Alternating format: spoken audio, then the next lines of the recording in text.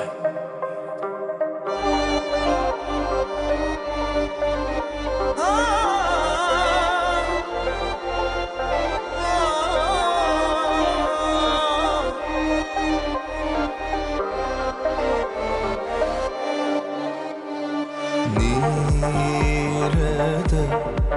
bana veren söylerim, vah nerede meni söyleyen gözlerim, nerede bana veren sözlerim,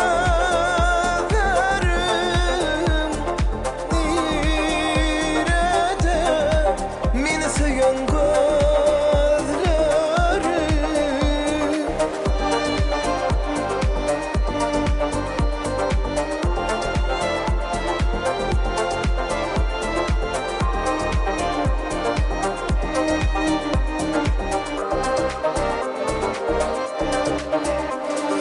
Geçmedi, yok geçmedi sen hatta fikirlim öçmedi, açmadı, yok açmadı bağımda güllerim giden son açmadı.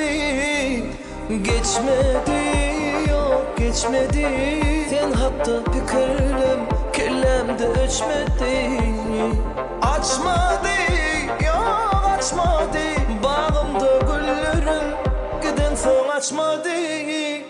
Nerede bana veren sözlerim,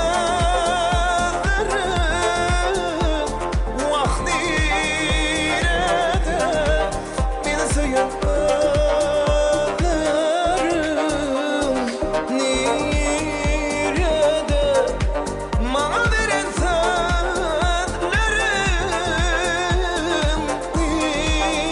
nerede beni söyleyen gözlerim.